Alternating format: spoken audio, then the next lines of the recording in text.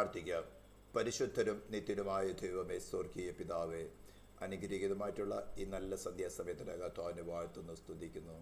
നിന്റെ ഏറിയ കൃപകൾക്കായി സ്തോത്രം, നിന്റെ വിശ്വസ്തതയ്ക്കായി സ്തോത്രം ചെയ്യുന്നു. ഞങ്ങളുടെ ബലഹീനതകൾ ഞങ്ങൾ പലപ്പോഴും അവിശ്വസ്തരായി തീർന്നിട്ടുണ്ട് കർത്താവ്. ഞങ്ങളുടെ കുറവുകളേറ്റു പറഞ്ഞുകൊണ്ട് കിടന്നവരെയാണ്. നിന്റെ പ്രായശ്ചിത്ത രക്തങ്ങേതുവായി ഞങ്ങളെ ശുദ്ധീകരിച്ച് ദൈവസ്ഥലം ഞങ്ങൾ നിർത്തുവാൻ നിനക്ക് കൃപ തോന്നുമാറാകണമേ എന്ന് പ്രാർത്ഥിക്കുന്നു. കൂട്ടിവരുത്തി ജനത്തിനായി സ്തോത്രം ചെയ്യുന്നു. തിരുവഴുത്തുകളെ ധ്യാനിപ്പതൊക്കെ കർത്താവ് ഞങ്ങളെ സഹായിച്ചാട്ടെ. ഉയരത്തുള്ള ശക്തി തന്നെ ഓരോരുത്തരുടെ മേലും പകരുവാൻ കർത്താവിൻ്റെ കൃപ തോന്നിയാട്ടെ. പരിശുദ്ധാത്മാവ് ദൈവത്തിൻ്റെ പൂർണ്ണ കർത്തൃത്വം ഏറ്റെടുക്കട്ടെ. മനുഷ്യ ബുദ്ധിയുടെ അല്ല, വ്യക്തിപരമായിട്ട് ഞങ്ങളോട് സംസാരിക്കുന്ന ഞങ്ങളുടെ രക്ഷകൻ്റെ, ഞങ്ങളുടെ വീണ്ടെടുപ്പുകാരൻ്റെ, ഞങ്ങളുടെ നിത്യജീവനമായിരിക്കുന്ന ക്രിസ്തുവിൻ്റെ ശബ്ദം തന്നെ കേൾക്കുവാൻ ഞങ്ങളുടെ കാതുകൾ തുറന്നാട്ടെ.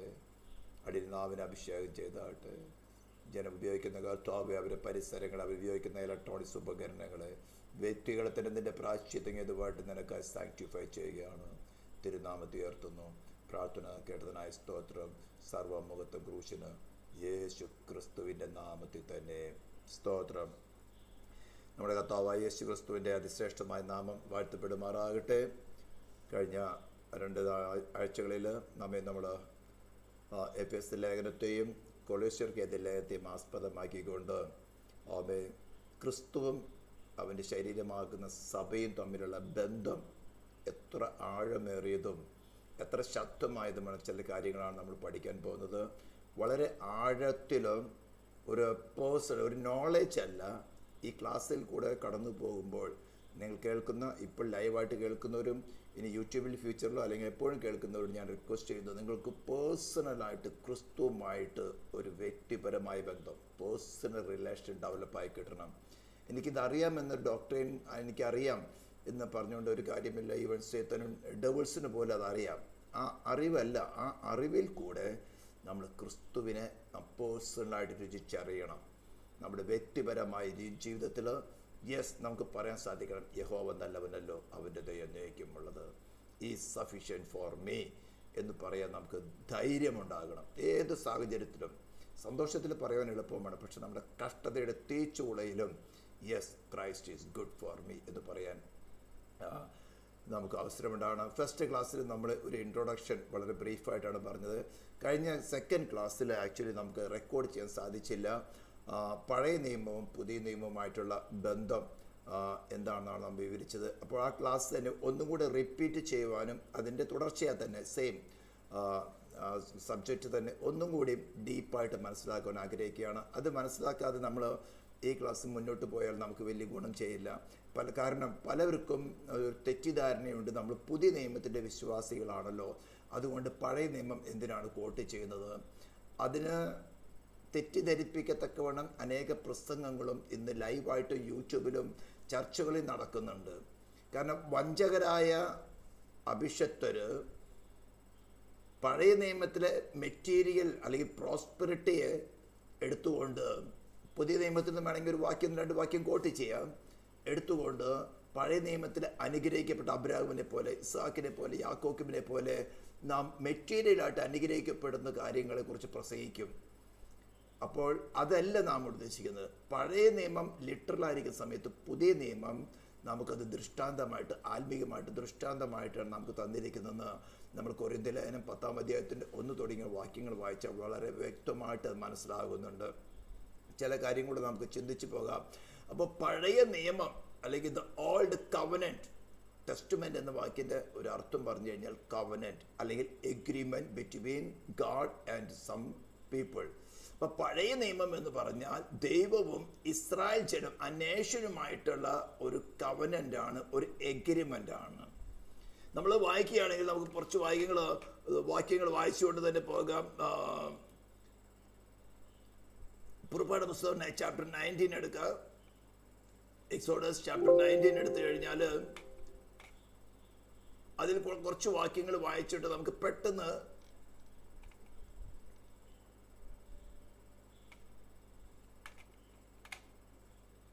എന്താണ് പഴയ നിയമത്തിൻ്റെ അടിസ്ഥാനമായ ചില കാര്യങ്ങൾ നമുക്ക് മനസ്സിലാക്കിയെടുക്കാൻ സാധിക്കും.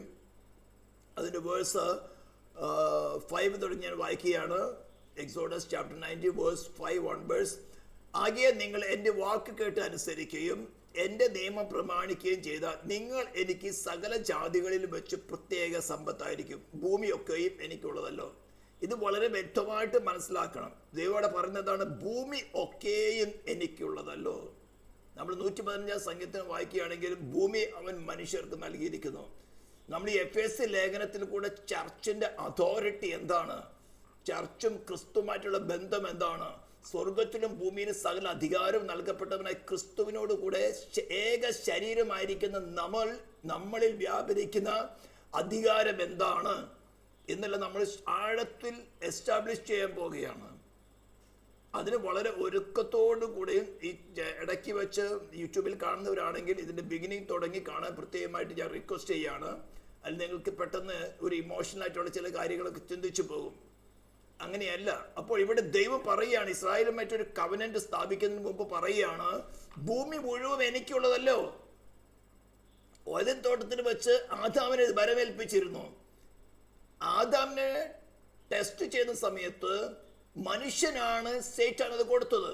അതാണ് യേശു ക്രിസ്തുവിനെ പരീക്ഷിക്കുന്ന സമയത്ത് സേത്താൻ പറഞ്ഞത്, ഇതൊക്കെയും എങ്കിൽ വരമേൽപ്പിച്ചിരിക്കുന്നു. ദൈവമല്ല അവനെ വരമേൽപ്പിച്ചത്, മനുഷ്യനെയാണ്. 37 പുസ്തകം നമ്മൾ 1-26-28 വരെ വാക്യങ്ങൾ വായിച്ചു നോക്കുകയാണെങ്കിൽ സ്തോത്രം, മനുഷ്യൻ തന്റെ സ്വരൂപത്തിന്റെ സാദൃശ്യം സൃഷ്ടിച്ച് പറയുന്നത്, ആകാശത്തിലെ പറവജാതി, സമുദ്രത്തിലെ മത്സ്യ, സകല ഭൂചര ജന്തുക്കളുമേലും വാഴുക, ഭരിക്കുക എന്നുള്ള അധികാരം മനുഷ്യനിലാണ് ദൈവം കൊടുക്കുന്നത്. ആ മനുഷ്യനെ ടെംപ്റ്റ് ചെയ്യുമ്പോഴാണ് നിസ്സാരമായ ഒരു ലൈക്ക് വേണ്ടി, ഒരു കള്ളത്തിന് വേണ്ടി, ഒരു നുണയ്ക്ക് വേണ്ടി മനുഷ്യൻ, ഒന്നാം മനുഷ്യനായ ആദാം തന്നെ നിക്ഷിപ്തമായിരുന്ന അല്ലെങ്കിൽ തന്നെ എൻട്രസ്റ്റ് ചെയ്തിരുന്ന ആ വലിയ സമ്പത്തിന് അല്ലെങ്കിൽ ആ വലിയ അധികാരത്തെ സേറ്റാന് കൊടുത്തു. മനുഷ്യന് കിട്ടിയത് എന്താ? ഒരു ലൈ. ദൈവം കള്ളനാണ്, അല്ലെങ്കിൽ ദൈവം സ്വാർത്ഥതയുള്ളവനാണ്, സെൽഫ് ഉള്ളവനാണ്. നീ വൃക്ഷഫലം തിന്നു കഴിഞ്ഞാൽ നിന്റെ കണ്ണു തുറക്കുകയും നന്മ തന്മയെ കുറിച്ച് അറിവുള്ളവനായി നീ ദൈവത്തെ പോലെ ആകുമെന്ന് ദൈവം അറിയുന്നു. അതുകൊണ്ട് നിനക്കൊന്ന് ഫോർബിഡൻ ചെയ്തിരിക്കുകയാണ്. അപ്പൊ ആ ഒരു കള്ളത്തിന് വേണ്ടി മനുഷ്യൻ എക്സ്ചേഞ്ച് ചെയ്തത് എന്താണ്? ആകാശത്തിലെ പറവജാതി, സമുദ്രത്തിലെ മത്സ്യം, അതുപോലെ തന്നെ സകല ഭൂചര ജന്തുക്കളെയും വാഴുവാനുള്ള അധികാരം മനുഷ്യൻ കള്ളത്തിന് വേണ്ടി എക്സ്ചേഞ്ച് ചെയ്തു. ശരിക്കും മനസ്സിലാക്കണം ഈ ഒരു കാര്യം. ഈ ശരിക്കും മനസ്സിലാക്കിയാലേ ചർച്ചിന്റെ അധികാരം എന്താണെന്ന് മനസ്സിലാകുള്ളൂ. എന്നാലും നിങ്ങൾക്ക് എഫേസ്യർ പഠിച്ചാൽ മനസ്സിലാകുള്ളൂ. ഈ അധികാരമാണ് 1 യോഹന്നാൻ 3:9 കർത്താവ് പറയുന്ന പോലെ സൈറ്റാന്റെ കയ്യിലുള്ള അധികാരത്തെ മുഴുവൻ പിടിച്ചെടുക്കത്തക്കവണ്ണം അവൻ ദൈവപുത്രൻ വെളിപ്പെട്ടു. ഹല്ലേലൂയ. ആ അധികാരം പിടിച്ചെടുത്തിട്ട് സഭയോട് പറയുന്നത്, മനുഷ്യ, നിന്നിലാണ് ഈ അധികാരം ചെന്നിരിക്കുന്നത്. You do it. ഇവിടേക്ക് നമ്മൾ അതിന്റെ ഫോക്കസ് ഒന്ന് മനസ്സിലാക്കി തരാൻ വേണ്ടി പറഞ്ഞതാണ്. അപ്പോൾ ഇസ്രായേൽ എന്നൊരു നേഷനുമായിട്ട് ദൈവം ഒരു ഉടമ്പടി ചെയ്തതിന് മുമ്പ് പറയാണ്, ഭൂമിയൊക്കെയും എനിക്കുള്ളതല്ലോ. അപ്പോൾ അവിടെ പറയുന്നത്, നിങ്ങൾ എൻ്റെ വാക്ക് കേട്ട് അനുസരിക്കുകയും എൻ്റെ നിയമം പ്രമാണിക്കുകയും ചെയ്താൽ നിങ്ങൾ എനിക്ക് സകല ജാതികളിൽ വെച്ച് പ്രത്യേക സമ്പത്തായിരിക്കും. ഹല്ലേലൂയ. ഇത് പഴയ നിയമത്തിന്റെ. എന്നിട്ട് ഈ ഒരു കാര്യം പറഞ്ഞതിന് ശേഷമാണ് നിങ്ങൾ എനിക്ക് ഒരു പുരോഹിത രാജ്യത്വവും വിശുദ്ധ ജനവുമാകും, ഇവ നീ ഇസ്രായേൽ മക്കളോട് പറയേണ്ടത് വചനങ്ങളാകുന്നു. ഇങ്ങനെ ഇതെല്ലാം പറഞ്ഞു കഴിഞ്ഞിട്ട് ചാപ്റ്റർ 24 വരുമ്പോൾ വേഴ്സ് 3 തുടങ്ങിയെന്ന് വായിക്കാൻ നമുക്ക്. എന്നാലേ മോശ വന്ന് യഹോവയുടെ വചനങ്ങളും ന്യായങ്ങളും എല്ലാം ജനത്തെ അറിയിച്ചു. യഹോവ കൽപ്പിച്ച സകല കാര്യങ്ങളും ഞങ്ങൾ ചെയ്യുമെന്ന് ജനമൊക്കെ ഏക ശബ്ദത്തോടെ പറഞ്ഞു. We will do it. ദൈവം പറയുന്ന കാര്യങ്ങളൊക്കെ ഞങ്ങൾ ചെയ്ത് നടന്നുകൊള്ളാം. പക്ഷേ മനുഷ്യൻ അന്നൊരു കാര്യം ഹൈഡായിരിക്കുകയായിരുന്നു. നമ്മൾ റോമാലേഖനത്തിൽ കൂടെ തെളിയിച്ചത്, ഈ ആദം എന്ന ഒന്നാം മനുഷ്യൻ, അല്ലെങ്കിൽ നമ്മുടെ ഹെഡായിരിക്കുന്ന മനുഷ്യൻ, ഒരു ലൈക്ക് വേണ്ടി, ഒരു കള്ളത്തിന് വേണ്ടി തന്നെ നിക്ഷിപ്തമായിരുന്ന അധികാരം, ആകാശത്തിലെ പറവജാതി, സമുദ്രത്തിലെ മത്സ്യ, സകല ഭൂചര ജന്തുക്കളെയും ഭരിക്കുക എന്നുള്ള അധികാരം എക്സ്ചേഞ്ച് ചെയ്തപ്പോൾ ഈ മനുഷ്യരെല്ലാവരും, ഈ ഭൂമിയിൽ മനുഷ്യനായിട്ട് വന്നിട്ടുള്ള യേശു ക്രിസ്തു ഒഴികെ ബാക്കി എല്ലാവരും ആദാമിൽ ഉണ്ടായിരുന്നു. ബ്ലെസ്സിക്ക് ജോയിൻ ചെയ്യണമെന്ന്. Okay, let me see.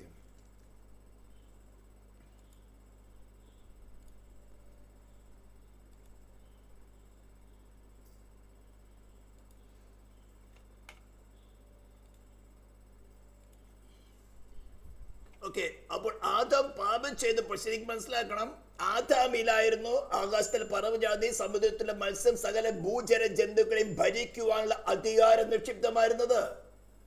അവനെ ടെസ്റ്റ് ചെയ്യുന്ന സമയത്ത് ഒരു കള്ളത്തിനു വേണ്ടി, ഞാൻ വീണ്ടും പറയുന്നു, സ്തോത്രം, ഈ നന്മത്തിന്മേലെ കുറിച്ചുള്ള അറിവിന്റെ വൃക്ഷഫലം തിന്നാൽ നിന്റെ കണ്ണു തുറക്കുകയും നിങ്ങൾ നന്മത്തിന്മേലെ കുറിച്ച് അറിവുള്ളവരായി ദൈവത്തെ പോലെ ആയിത്തീരും എന്ന് ഒരു കള്ളം പറഞ്ഞപ്പോൾ അത് സ്വീകരിച്ചു.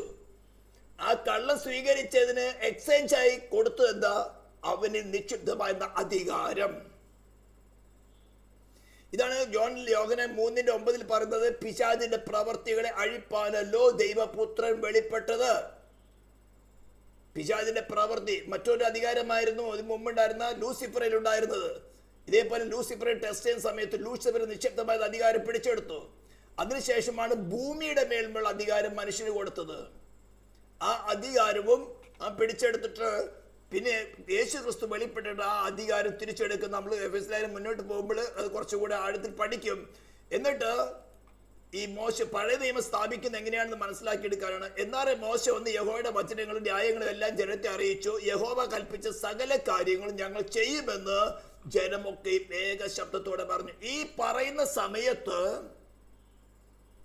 ഇവർ ആദം തോട്ടത്തിൽ വെച്ച് ആദാം പാപം ചെയ്തപ്പോൾ, അല്ലെങ്കിൽ തന്നിൽ നിക്ഷിപ്തമായിരുന്ന അധികാരത്തെ ഒരു കള്ളത്തിന് വേണ്ടി എക്സ്ചേഞ്ച് ചെയ്തപ്പോൾ, ഇവരെല്ലാവരും, അവർ മാത്രമല്ല നമ്മളെല്ലാവരും തന്നെ ആദാമിൽ ഉണ്ടായിരുന്നു എന്ന് നാം റോമലേഖനം 11:36 പഠിച്ചത് എങ്ങനെയായിരുന്നു?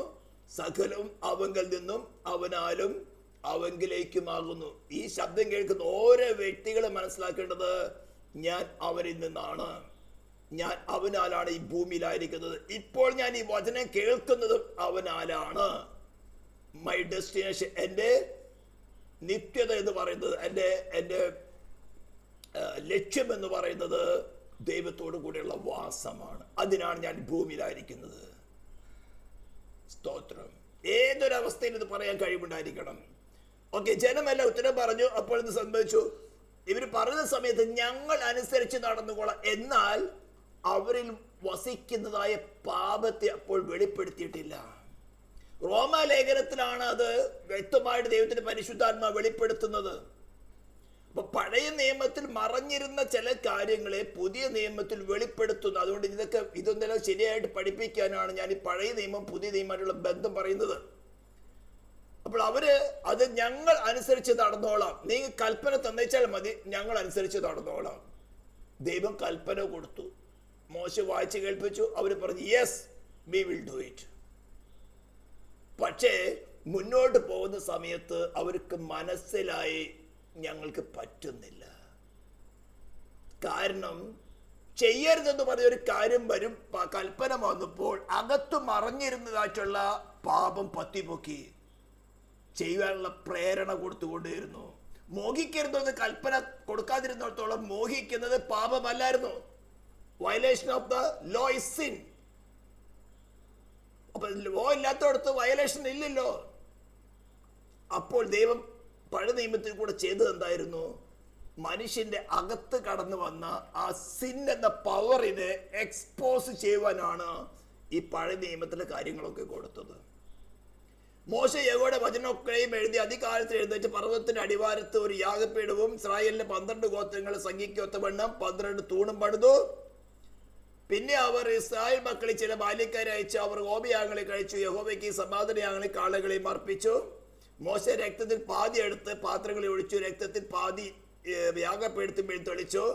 അവൻ നിയമപുസ്തകം എടുത്ത് ജനം കേൾക്കെ വായിച്ചു. യഹോവ കൽപ്പിച്ചതൊക്കെ ഞങ്ങൾ അനുസരിച്ച് നടക്കുമെന്ന് അവർ വീണ്ടും പറയാണ്. അപ്പോൾ മോശ രക്തമെടുത്ത് ജനത്തിന്മേൽ തളിച്ചു. ഈ സകല വചനങ്ങളും ആധാരമാക്കി യഹോവ നിങ്ങളോട് ചെയ്തിരിക്കുന്ന നിയമത്തിന്റെ രക്തം ഇതാ എന്ന് പറഞ്ഞു. പിടിച്ചോ, ഞങ്ങൾ അനുസരിച്ച് നടന്നുകൊള്ളാം. പക്ഷേ മുന്നോട്ട് പോകുമ്പോൾ ദൈവത്തിന് അറിയാം മനുഷ്യന് സംഭവിച്ചത് എന്താണെന്ന്. മനുഷ്യനുള്ളിരിക്കുന്ന പാപത്തിന്റെ സ്വഭാവം എന്താണെന്നറിയാം, അതിന്റെ ശക്തി എന്താണെന്നറിയാം. അത് ദൈവത്തോട് എതിർക്കുന്നതാണെന്ന്, ദൈവത്തിന്റെ ന്യായപ്രമാണത്തിന് കീഴ്പ്പെടാത്തതുമാണെന്ന് അവനറിയാം. എന്നിട്ട് തന്നെ ഇസ്രായേൽ എന്നൊരു ജാനത്തെ, അബ്രഹാം എന്നൊരു വ്യക്തി തിരഞ്ഞെടുത്ത് അതിന് കൂടെ ആമേ സ്തോത്രം ഒരു നേഷനെ ഡെവലപ്പ് ചെയ്ത് മാനവജാതിക്ക് മുഴുവനും പഠിക്കുവാൻ തക്കവണ്ണം അവരെടുത്ത് ഉപയോഗിക്കായിരുന്നു. നമുക്ക് കാണുന്നുണ്ട് ആചാര്യ എത്രമാത്രം കഷ്ടം സഹിച്ചു, എത്രമാത്രം തീച്ചുള്ളിൽ നടിയിൽ കൂടെ കടന്നുപോയി. ഇന്നും അവർ പരിഹസിക്കുന്ന മാനവജാതിയുണ്ട്. അവരിൽ കൂടിയാണ് നിനക്ക് രക്ഷ കടന്നു വന്നതെന്ന് കർത്താവ് തന്നെ പറഞ്ഞല്ലോ. സ്തോത്രം. യഹൂദന്മാരിൽ എത്ര രക്ഷ വരുന്നത് അത് മനസ്സിലാക്കാതെ ബോഷത്തിൽ സംസാരിച്ചു പോകുന്നത് നമ്മുടെ സബ്ജക്റ്റ് അല്ലാത്തതുകൊണ്ട് ഞാൻ അവിടെ നിൽക്കുന്നില്ല. ഇത് പറഞ്ഞു, പക്ഷേ മുന്നോട്ട് പോകുമ്പോൾ അവർക്ക് മനസ്സിലായി ഞങ്ങൾക്ക് പറ്റുന്നില്ല. അങ്ങനെ നമ്മളൊരു സിംബോളിക്കായിട്ട് യേശു ക്രിസ്തു വെളിപ്പെട്ടു. ആമേൻ. യോർദാൻ നദിക്കരയിൽ യോഹന്നാന്റെ അടുത്ത് സ്നാനത്തിന് വരുമ്പോൾ യോഹന്നാൻ പറയുന്നത് എന്താണ്? നിന്നാൽ സ്നാനമാൽക്കേണ്ടത് എനിക്ക് ആവശ്യം. ഞങ്ങൾ അനുസരിച്ച് നടന്നുകൊള്ളാമെന്ന് സീനായ് മലയുടെ താഴ്വരയിൽ വെച്ച് ഞങ്ങൾ പറഞ്ഞത് ഇപ്പോൾ ഞങ്ങൾക്ക് മനസ്സിലായി. We cannot do that. സ്തോത്രം. അങ്ങനെ ദൈവം ഇതെല്ലാം അറിഞ്ഞിട്ടാണ് ഈ പാപത്തിന്റെ പരിഹാരത്തിനു വേണ്ടി ദാതാവായവൻ തന്നെ സൃഷ്ടിതാവായവൻ തന്നെ മനുഷ്യരെ പോലെ ശരീരവും പ്രാണനും ആത്മാവുമുള്ളവനായിട്ട് വെളിപ്പെട്ടു. മറിയുടെ ഉദരത്തിൽ വെളിപ്പെട്ടു. ആദിയിൽ വചനമുണ്ടായിരുന്നു, വചനം ദൈവത്തോടു കൂടിയായിരുന്നു, വചനം ദൈവമായിരുന്നു, അവൻ ആദിയിൽ ദൈവത്തോടു കൂടിയായിരുന്നു, അവൻ മുഖാന്തരം സകലം ഉളവായി. ആ വചനം, അതേ വചനം, ആദിയിൽ ഉണ്ടായിരുന്ന വചനം എന്ന നാമമുള്ള ക്രിസ്തു, അല്ലെങ്കിൽ നമ്മള് വെളിപ്പാട് പുസ്തകം 19-ാം അധ്യായത്തെ പറയുന്നത്, സ്തോത്രം, അവന് ദൈവവചനം എന്ന് പേർ പറയുന്നു. വചനം ജഡമായി തീർന്ന് കൃപയും സത്യവും നിറഞ്ഞവനായി മനുഷ്യരുടെ ഇടയിൽ പാർത്തു. അപ്പൊ വചനം എന്ന് പറയുന്നത് ശബ്ദം മാത്രമല്ല, ദൈവത്തിന്റെ ശബ്ദം മാത്രമല്ല, ക്രിസ്തുവിന്റെ മറ്റൊരു പേരാണ്. ഹല്ലേലൂയ. അങ്ങനെ മനുഷ്യനെ പോലെ ശരീരവും പ്രാണനും ആത്മാവുമുള്ളവനായി വെളിപ്പെട്ട് സകല മാനവജാതിയുടെ ഏക മനുഷ്യനാൽ പാപത്താൽ മരണവും ലോകത്തിൽ കടന്നു. അപ്പൊ അതിന് പരിഹാരമായിട്ട് ദൈവം ഏക മനുഷ്യനാൽ തന്നെ, ക്രിസ്തു എന്ന മനുഷ്യനാൽ തന്നെ പാപ പരിഹാരത്തിന്റെ പദ്ധതി ഉൽപ്പത്തി പുസ്തകം 3-ാം അധ്യായത്തിന്റെ 15-ാം വാക്യത്തിൽ വെളിപ്പെടുത്തി. തുടർന്ന് അനേക പ്രവാചകന്മാരിൽ കൂടെ അനേക ഘട്ടങ്ങളായിക്കൊണ്ട് തന്റെ പദ്ധതിയെ വെളിപ്പെടുത്തിക്കൊണ്ടിരുന്നു. കാലസമ്പൂർണതയില് സ്ത്രീയിൽ നിന്ന് ജനിച്ചവനായിട്ട് യേശു വെളിപ്പെടുകയാണ്, ന്യായ പ്രമാണത്തിന് കീഴുള്ളവനായിട്ട് തന്നെ. ഡിവൈൻ ലോയുടെ ജസ്റ്റിസിന് സാറ്റിസ്ഫാക്ഷൻ വരണമെങ്കിൽ പാപത്തിന് ശിക്ഷ കൊടുക്കണം. അതാണ് നമ്മൾ 2 കൊരിന്ത്യൻസ് 5:21 പറയുന്നത്, പാപം അറിയാത്തവനെ നാം അവന് ദൈവത്തിന് നീതിയാകേണ്ടതിന് പാപമാക്കി. അപ്പൊ ക്രൂശിൽ കിടക്കുന്ന എന്താണ്? പാപം. ആ പാപത്തോടുള്ള ദൈവത്തിന്റെ ക്രോധാഗ്നിയാണ്. നമ്മള് യശയ്യാപ്രവചനം 53-ാം അധ്യായം മുഴുവൻ പഠിച്ചവരാണ്. സ്തോത്രം. എല്ലാവരുടെയും അകൃത്യം അവന്റെ മേൽ ചുമത്തി. അവന് ഒരു കുറ്റമില്ലാതിരുന്നിട്ട് രോമകത്രികയുടെ മുമ്പിൽ മുണ്ടാതിരിക്കുന്ന കുഞ്ഞാടിനെ പോലെ ആയിരുന്നിട്ടും അവനവന് ശിക്ഷ കൊടുത്തു. ദുഷ്ടന്മാരോട് കൂടെ ശവക്കുഴി കൊടുത്തു. അവരുടെ മരണത്തിൽ അവൻ ധനവാന്മാരോട് കൂടെയായിരുന്നു. അനേകരുടെ പാപം വഹിച്ചും അതിക്രമക്കാർക്ക് വേണ്ടി ഇടനിന്നുകൊണ്ട് അതിക്രമക്കാരോട് കൂടെ എണ്ണപ്പെടുകയും ചെയ്തു. ഇതൊക്കെ എന്തിനാ? സർവ മാനവജാതിയുടെ രക്ഷയ്ക്ക് വേണ്ടി. ഡിവൈൻ ഗവൺമെന്റിന് സാറ്റിസ്ഫാക്ഷൻ വരണം. ഇത് സത്യം അറിയാത്തതുകൊണ്ടാണ് അനേകർ ഫൂളിഷസ് ആയിട്ട് വ്യാജ മധ്യസ്ഥകളും മധ്യസ്ഥന്മാരെയും ആശ്രയിക്കുന്നത്. പല പല മാർഗങ്ങളിൽ കൂടി ദൈവത്തോട് അടുക്കാൻ ശ്രമിക്കുന്നത്. ഇമ്പോസിബിൾ. ഡിവൈൻ ഗവൺമെന്റിന്റെ ജസ്റ്റിസിന് സാറ്റിസ്ഫാക്ഷൻ വരാതെ ഒരേ ഒരു മാർഗമേ ഉള്ളൂ, പാപത്തിന് ശിക്ഷ കൊടുക്കണം. മാനവജാതിയുടെ ഉള്ളിൽ കടന്നു വന്ന പാപത്തിന്റെ ശിക്ഷയാണ് ക്രൂശിൽ പ്രദർശിപ്പിച്ചത്. അതിനെ അംഗീകരിക്കാത്തവന്റെ മേൽ ദൈവക്രോധമേ നിലനിൽക്കുന്നുള്ളൂ. പുത്രനെ കൂടാതെ ആരെങ്കിലും ദൈവത്തോട് അടുക്കാൻ ശ്രമിച്ചാൽ അവന്റെ മേൽ ദൈവക്രോധാഗ്നി മാത്രമേ നിലനിൽക്കുന്നുള്ളൂ. അനേക യാഗങ്ങളിൽ കൂടെ ദൈവം വെളിപ്പെടുത്തി. പഴയ നിയമത്തിലെ യാഗപീഠത്തിൽ കത്തിക്കൊണ്ടിരിക്കുന്ന തീ കാണിക്കുന്നത് യേശു ക്രിസ്തുവിന്റെ മേൽ വരുന്ന ദൈവക്രോധത്തിന്റെ ശിക്ഷയാണ്. അത് നിവർത്തിച്ചെടുത്ത് ഡിവൈൻ ഗവൺമെന്റ് സാറ്റിസ്ഫാക്ഷൻ വന്നു എന്നറിയത്തക്കവണ്ണം അവനെ മരിച്ചവരുടെ ഇടയിൽ നിന്ന് ഉയർത്തെഴുന്നേൽപ്പിച്ചുകൊണ്ട് ദൈവം ഒരു ഡിക്ലറേഷൻ പറയുകയാണ്, അവന് വിശ്വസിക്കുന്ന ഏവനും സൗജന്യമായിട്ട് നീതീകരിക്കപ്പെടാം. ഫ്രീ ജസ്റ്റിഫിക്കേഷൻ നമ്മൾ റോമലേഖത്തിൽ കൂടെ വളരെ വ്യക്തമായിട്ട് പഠിച്ചു. ഒരു പ്രവൃത്തിയും ചെയ്യേണ്ട. ഏതൻ തോട്ടത്തിൽ തെറ്റിപ്പോയതിനു ശേഷം മനുഷ്യന് മനസ്സിലായി ഒരു പ്രായശ്ചിത്തം കൂടാതെ ദൈവത്തോട് അടുക്കാൻ സാധ്യമല്ല. ഓരോ മതവിഭാഗങ്ങളും പല പല വിധത്തിലുള്ള പ്രായശ്ചിത്തങ്ങൾ കൊണ്ടുവന്നു. ചിലർ മൃഗങ്ങളെ യാഗം കഴിക്കുന്നു, ഇന്നും ചെയ്യുന്നവരുണ്ട്. ചിലർ മനുഷ്യക്കുരുതി നടത്തുന്നു. രക്തം ചൊരിഞ്ഞിട്ടല്ലാതെ വിമോചനമില്ലെന്ന് അപ്പസ്തോലൻ എഴുതി വെച്ചിരിക്കുന്നു. അനേകര് രക്തം ചൊരിഞ്ഞുകൊണ്ടുള്ള പ്രായശ്ചിത്തങ്ങൾ നടത്തുന്നുണ്ട്. പക്ഷെ ക്രിസ്തു ക്രിസ്തുവിനാൽ അല്ലാതെ ദൈവത്തോട് അടുക്കുവാൻ സാധ്യമല്ല. പാപമില്ലാത്ത രക്തമായിരിക്കണം ദൈവത്തിന്റെ മുമ്പില് ശിക്ഷ വഹിക്കേണ്ടത്, പ്രായശ്ചിത്തമായി തീരേണ്ടത്. ഇതൊക്കെ നമ്മൾ ഡീറ്റെയിൽ ആയിട്ട് പഠിച്ചവരാണ്. ഞാൻ വീണ്ടും വീണ്ടും പറയുന്നത്, ക്രിസ്തുവിൽ നമുക്ക് ലഭിക്കുന്ന രക്ഷയുടെ ആഴം എന്താണെന്ന് മനസ്സിലാക്കി അതിൽ ഉറച്ചു നിൽക്കുവാനാണ്. അപ്പോൾ ഇസ്രായേൽ ജനത്തോട് ദൈവം ചെയ്ത കവനന്റിനെ, ആ ഉടമ്പടിയെ, എഗ്രിമെന്റിനെ പറയുന്ന പേരാണ് പഴയ നിയമം. അതിന്റെ ചരിത്രരേഖകളും കൽപ്പനകളും കമാൻഡ്മെന്റ്സും ഉടമ്പടികളും എല്ലാം കൂടെ ചിത്രീകരിക്കുന്ന സംഭവങ്ങളാണ് ഉൽപ്പത്തി പുസ്തകത്തിന്റെ 3:15 തുടങ്ങി മലാക്കി പ്രവചന പുസ്തകത്തിന്റെ അവസാനം വരെയുള്ള കാര്യങ്ങൾ. ഇനി ചില മതവിഭാഗങ്ങൾ വേറെയും കുറച്ചൊരു 14 പുസ്തകങ്ങൾ, ചിലടത്ത് 17, 19 ഒക്കെ ഉണ്ടായിരുന്നു. ഇതിലൊക്കെയും, അതായത് മലാക്കി പ്രവചകൻ യേശുക്രിസ്തുവിന് ഒരു 300 വർഷങ്ങൾക്ക് മുമ്പാണ് പ്രവചനം നടന്നിട്ടുള്ളത്. എന്നാൽ യേശുക്രിസ്തു അപ്പസ്തോലന്മാരോ ആ ബുക്കുകളിൽ, അപ്പോക്രിഫ് എന്ന ബുക്കുകളെ കുറിച്ച് എവിടെയും ഒരു വാക്ക് പോലും പ്രസ്താവിച്ചിട്ടില്ല. മറ്റ് ന്യായപ്രമാണങ്ങൾ, പ്രവാചക പുസ്തകങ്ങൾ, സങ്കീർത്തനങ്ങൾ ഒക്കെ തന്നെ അവിടുന്ന് ഇവിടുന്നൊക്കെ അപ്പസ്തോലന്മാർ കോട്ട് ചെയ്തിട്ടുണ്ട്. അതുകൊണ്ട് ദൈവസഭ ആ പുസ്തകങ്ങളെ, അപ്പോക്രിഫ് എന്ന് പേര് വിളിക്കപ്പെട്ട 14 പുസ്തകങ്ങളെ ദൈവശ്വാസീയമായിട്ട് അല്ലെങ്കിൽ ദൈവത്തിന്റെ ആത്മാവിനെ രേഖപ്പെടുത്തിയതാണെന്ന് കണക്കിടുന്നില്ല. അപ്പോൾ ആ പുസ്തകങ്ങൾ നീക്കി കളഞ്ഞു. അപ്പൊ ഇത് നിങ്ങൾക്ക് വ്യക്തമായല്ലോ. ഇസ്രായേൽ എന്ന നേഷനുമായിട്ട് ദൈവം ചെയ്ത ഒരു എഗ്രിമെന്റ് ആണ് പഴയ നിയമം എന്ന് പറയുന്നത്. അപ്പൊ അവരുടെ കണ്ടീഷൻ എന്തായിരുന്നു? നിങ്ങൾ എൻ്റെ സകല വചനങ്ങൾ കേട്ട് അനുസരിച്ച് പ്രവർത്തിച്ചാൽ നിങ്ങൾ എനിക്ക് ഒരു സകല ജാതികളിൽ വെച്ച് ഒരു വിശേഷ ജാതിയായിരിക്കും, ഒരു പ്രത്യേക സമ്പത്തായിരിക്കും, ഒരു ട്രഷറായിരിക്കും. സ്തോത്രം. എൻ്റെ ജനം എന്ന് വിളിക്കപ്പെട്ടു.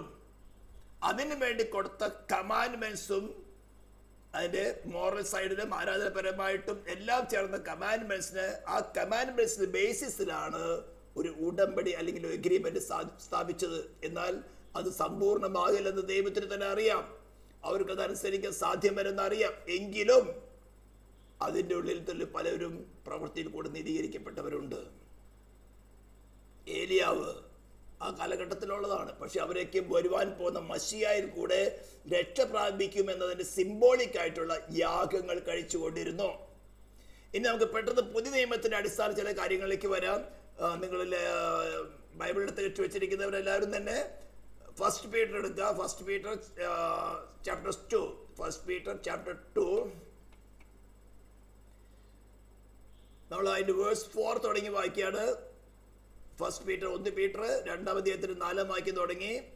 മനുഷ്യർ തള്ളിയതെങ്കിലും ദൈവസന്നിധി ശ്രേഷ്ഠവും മാന്യമായ ജീവനുള്ള കല്ലായ അവന്റെ അടുക്കൽ വന്നിട്ട് നിങ്ങളും ജീവനുള്ള കല്ലുകൾ എന്ന പോലെ ആത്മീയ ഗൃഹമായി യേശു ക്രിസ്തു മുഖാന്തരം ദൈവത്തിന് പ്രസാദമുള്ള ആത്മീയ യാഗം കഴിപ്പത്തക്ക വിശുദ്ധ പുരോഹിത മാർഗമാകേണ്ടതിന് പണിയപ്പെടുന്നു.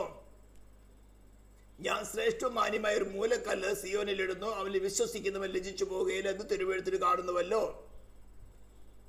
വിശ്വസിക്കുന്ന നിങ്ങൾക്ക് ആ മാന്യതയുണ്ട്. വിശ്വസിക്കാത്തവർക്കോ വീട് പണിതവർ തള്ളിക്കളഞ്ഞ കല്ല് തന്നെ മൂലക്കല്ലും ഇടർച്ചകല്ലും തടങ്കിൽ പാറയുമായി തീർന്നു. അവർ വചനം അനുസരിക്കായാൽ ഇടറിപ്പോകുന്നു, അതിന് അവരെ വെച്ചുപിരിക്കുന്നു.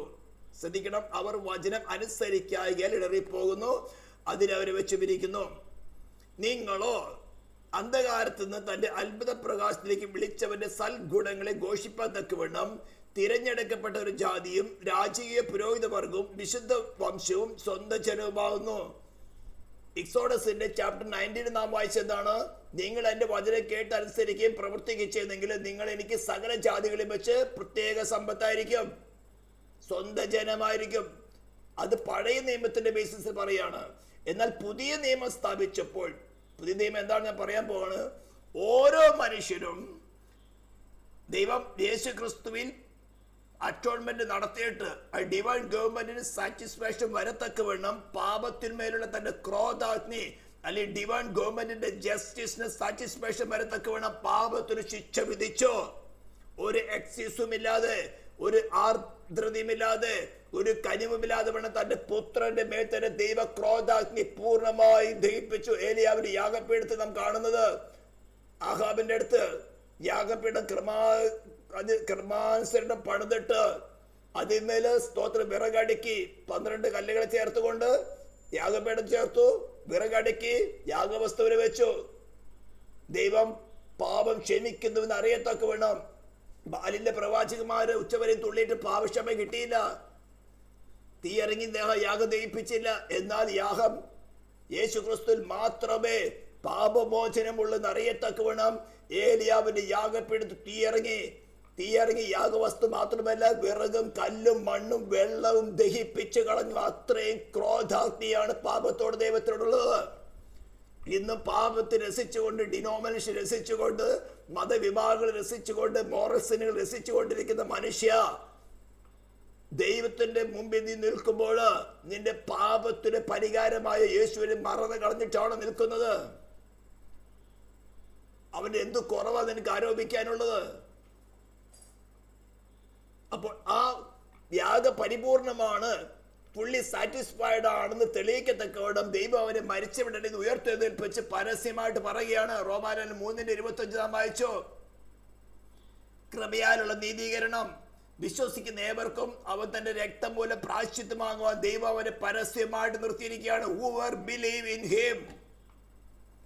വിശ്വസിക്കുക എന്ന് പറഞ്ഞ ചരിത്രപരമായ ഒരു വിശ്വാസമല്ല. ഇവരത് പിശാചുകൾക്കുമുണ്ടെന്നാണ് യാക്കോബ് തന്റെ ലേഖനത്തിൽ പറഞ്ഞിരിക്കുന്നത്.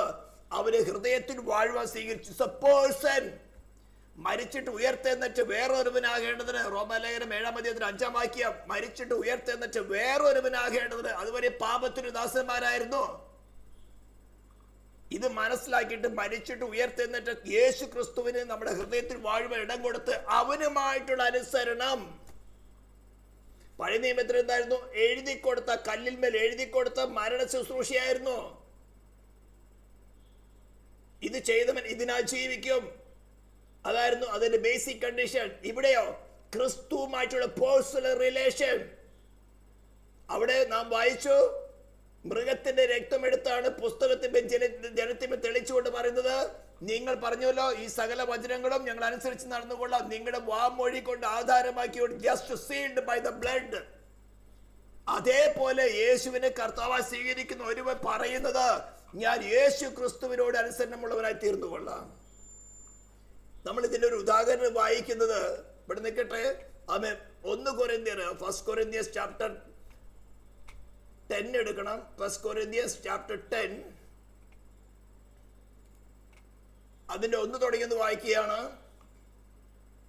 സഹോദരന്മാരെ, നമ്മുടെ പിതാക്കന്മാർ എല്ലാവരും മേഘത്തിന് കീഴിലായിരുന്നു. എല്ലാവരും സമുദ്രത്തിലൂടെ കടന്ന് എല്ലാവരും മേഘത്തിൽ സമുദ്രത്തിൽ സ്നാനമേറ്റു മോശയോട് ചേർന്നു. മോശയോട് ചേർന്നു എന്ന് പറഞ്ഞു കഴിഞ്ഞാൽ they themselves allowed to be baptized into Moses. ഓരോ വ്യക്തികളും, നിർബന്ധത്താലല്ല, ഓരോ വ്യക്തികളും ഞങ്ങൾ അനുസരിച്ച് നടന്നുകൊള്ളാം. Thus they obliged to obey Moses, the covenant and the commandments. ഇതേപോലെ തന്നെയാണ് യേശു ക്രിസ്തുവിനോട് ചേരുവാൻ സ്നാനപ്പെടുന്നവർ. They are obliged by this covenant. പുതിയ നിയമത്തിന്റെ കവനന്റ് എന്ന് പറഞ്ഞ ക്രിസ്തു ഉയർത്തെന്നിട്ട് ക്രിസ്തുവും വിശ്വസിക്കുന്ന വ്യക്തിയുമായിട്ടുള്ള പേഴ്സണൽ റിലേഷൻ ആണ്, ഡിനോമിനേഷണൽ റിലേഷൻ അല്ല. ഇന്ന് വേൾഡിൽ നിലനിൽക്കുന്ന, ഫിസിക്കലായിട്ട് നിലനിൽക്കുന്ന ഒരു മതത്തിനും ഒരു സഭയ്ക്കും ഒരു ഡിനോമിനേഷനും പെന്റിക്കോസ്റ്റിനും ഒരു മനുഷ്യനെ രക്ഷിക്കാൻ സാധ്യമല്ല. രക്ഷിക്കുന്നവൻ ക്രിസ്തു. ഞാൻ തന്നെ വഴിയും സത്യവും ജീവനുമാകുന്നു. He himself, the person himself is the savior. ക്രിസ്തുവാണ് രക്ഷിക്കുന്നത്.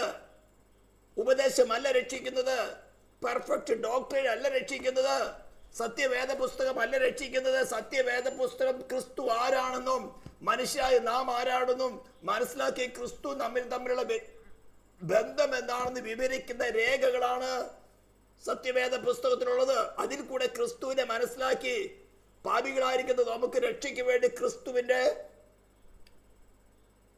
ഒഴിച്ചുകൂടാൻ കഴിയാത്ത നെസസിറ്റി, ആവശ്യകത എന്താണെന്ന് മനസ്സിലാക്കി തരുന്നതാണ് സത്യവേദ പുസ്തകം. അതാണ് ഞങ്ങൾ പ്രസ്താവിപ്പിക്കുന്നത്.